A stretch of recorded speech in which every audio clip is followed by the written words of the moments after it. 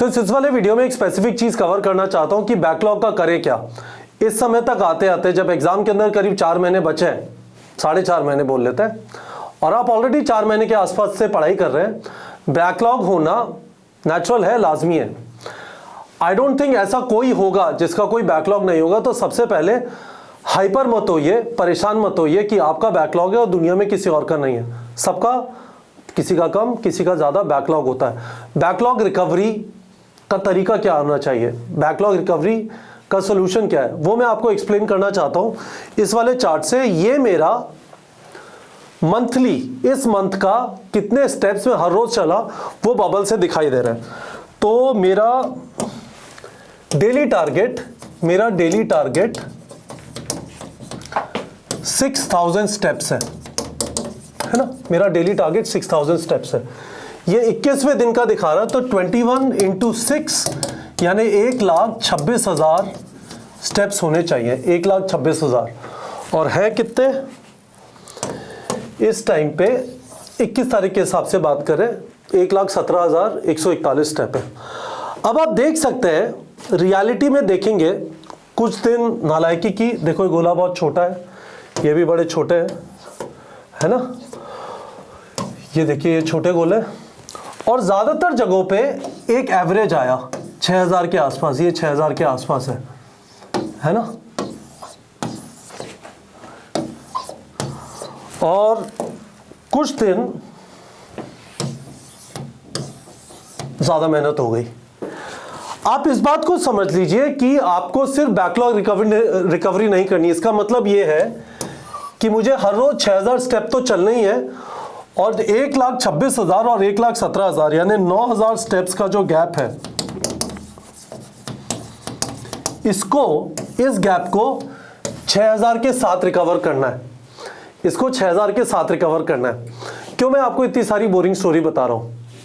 इसको बताने का पर्पस यह है कि आपके केस में शायद थोड़ा डिफरेंट नहीं है।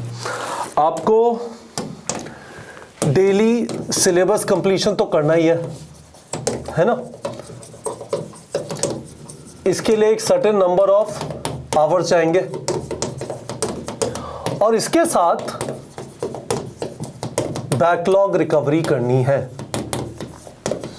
इसके साथ बैकलॉग रिकवरी करनी है। नंबर ऑफ आवर्स से कुछ इस तरह से है, और ये बैकलॉग रिकवरी आपको 9,000 स्टेप या जितने भी आप पीछे चल रहे हैं उसको करनी है।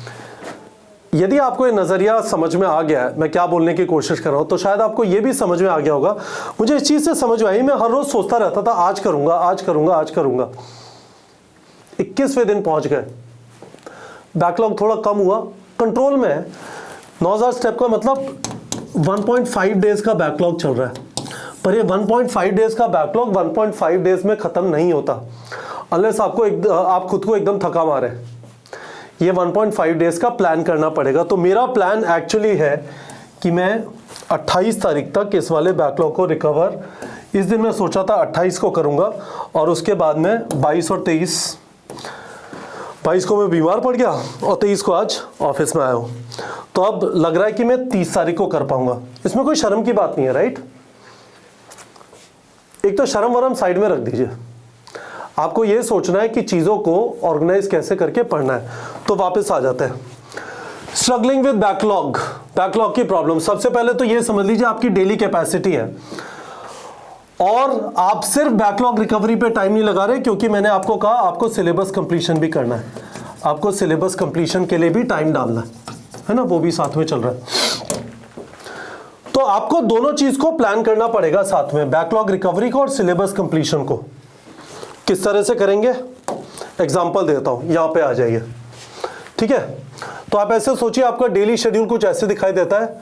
लाइव क्लासेस, जैसे हमारे कॉन्कर बैच की बात करें, 9:30 से 3 बजे तक, फिर लंच कर लिया 3 से 4, होमवर्क रिवीजन 4 से 6, जो पढ़ाया था उसका होमवर्क और उससे पहले उसका रिवीजन, ब्रेक लिया 6 से 7 जिससे आप मेंटली फिजिकली फिट रहें, फिर एमसीक्यू प्रैक्टिस किया 7 से 9, डिनर का ब्रेक लिया 1 घंटे का, फिर एमसीक्यू प्रैक्टिस किया 10 से 12।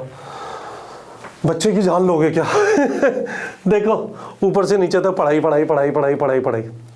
इसके बीच में आपको बैकलॉग रिकवरी निकालनी है।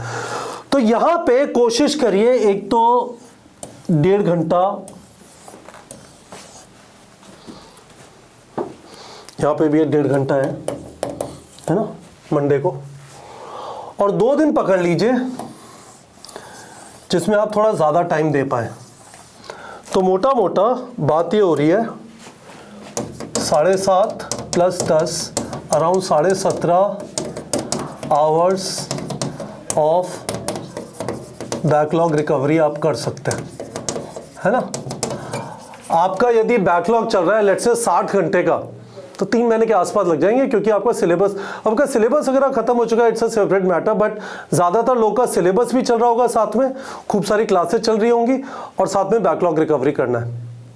बताइए वीडियो के कमेंट सेक्शन में क्या आपको ये बात समझ में आई, क्योंकि यदि आपको ये बात समझ में आ गई, मैं हट जाता हूँ, एक बार देख लीजिए इसे, तो आपको इसी चीज़ को जो मैंने 2-3 वीडियो पहले एक स्केड्यूल बनाने का वीडियो डाला था, एक सैंपल स्केड्यूल नीट प्रेप के टेलीग्राम चैनल पे डाला था, जाइए उस स्केड्यूल को भरिए, उसमें अपना सिलेबस कंप्लीशन वाला पार्ट भरिए, और मैंने जहां पे रिवीजन लिखा है रिवीजन की जगह बैकलॉग रिकवरी लिख लीजिए। आप याद रखिए कि आपका सिलेबस कंप्लीशन, तो क्या क्या चीजें आपको करनी है, एक सिलेबस कंप्लीशन करना है ऑब्वियसली, है ना, बिना सिलेबस कंप्लीट किए तो आपका चांस ही नहीं है नीट में। दूसरी चीज आपको जो भी पीछे रह गया है बैकलॉग रिकवरी करनी है ना, for whatever reason backlog हुआ, ठीक है। तीसरी चीज आपको रिवीजन करना है। इन सब चीजों में ये 2 चीजें नंबर 1 प्रायोरिटी है, नंबर 2 प्रायोरिटी है। इस चीज को अपने दिमाग में डाल लीजिए, पहले बैकलॉग रिकवरी, उसके बाद रिवीजन का टाइम मिलेगा। पहले बैकलॉग रिकवरी, यदि आपके पास तीनों का टाइम है परफेक्ट, नथिंग लाइक इट, पर यदि आपके पास तीनों का टाइम नहीं है तो पहले ये 2 और उसके बाद ये, है ना। तो शेड्यूल बना लीजिए।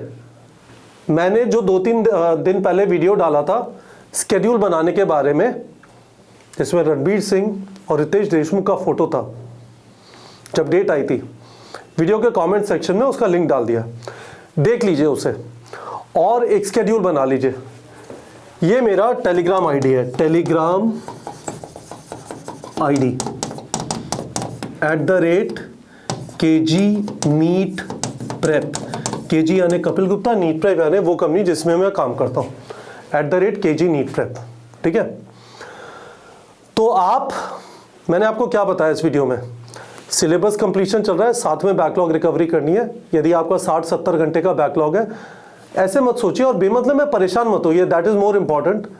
अननेसेसरी अनरियलिस्टिक एक्सपेक्टेशन खुद से मत रखिए कि मैं 4 दिन 5 दिन 1 महीने में वो बैकलॉग रिकवर कर लूंगा, शायद आप नहीं कर पाएंगे।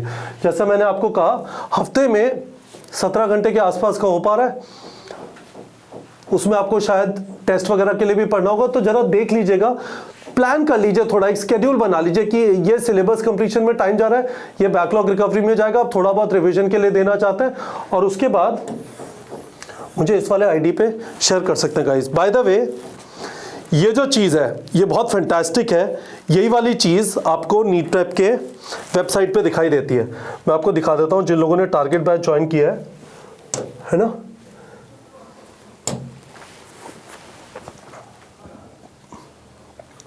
देखिए जब आप होम पेज पे जाते हैं तो इस तरह से दिखाई देता है। ये क्या दिखाता है, देखिए आपका इस हफ्ते का टारगेट क्या है, 547 क्वेश्चंस, उसमें से आपने कितने किए, 180 क्वेश्चन। पिछले 5 हफ्ते में आपने कितने कितने क्वेश्चन प्रैक्टिस किए, और 5 हफ्ते में जो सबसे ज़्यादा है 547, ये 547 है। This becomes your next week, this week's target. जो आपने 5 हफ्ते में सबसे ज़्यादा अचीव किया, दैट बिकम्स योर टारगेट। वो जो आप गूगल फिट की जो इमेज देख रहे थे, जो मैं यूज़ करता हूँ खुद के स्टेप्स को काउंट करने के लिए डेली अपने फ़ोन पे, उसी से इंस्पायर होके हमने ये आप लोग के लिए बनाया था। This is the most important thing in your target batch, this is the most important thing on neetprep.com। आप इस तरह से खुद को पेस कर पाएंगे, इतने क्वेश्चन आज हो गए, कल इतने करने हैं, उसके बाद वाले दिन इतने करने हैं। हम आपको जो डेली एमसीक्यू वर्कआउट्स वगैरह दे रहे हैं, उनका भी यही पर्पस है। क्वेश्चन प्रैक्टिस करेंगे, रेगुलरली करेंगे, रफ्तार में रहेंगे, तो चांसेस है कि आपका मूविंग फॉरवर्ड कम से कम बैकलॉग थोड़ा लिमिटेड रहेगा। तो बच्चों, best of luck to all of you. हम आपके साथ रेगुलरली यहाँ पे लगे रहेंगे। ये साल खत्म हो रहा है, कोई टेंशन नहीं है, अगला साल काफ़ी सारे लोग के लिए एक सुखद साल होने वाला है। आपका जो सपना है डॉक्टर बनने का, वो पूरा होने वाला है। तो बताइए मुझे, समझ में आया बैकलॉग रिकवरी कैसे करेंगे? ये बात समझ में आई कि आपको अपना क्वेश्चन प्रैक्टिस कंट्रोल में रखना है। और कोई सवाल है वीडियो के कमेंट सेक्शन में पूछिए। ठीक है बच्चों।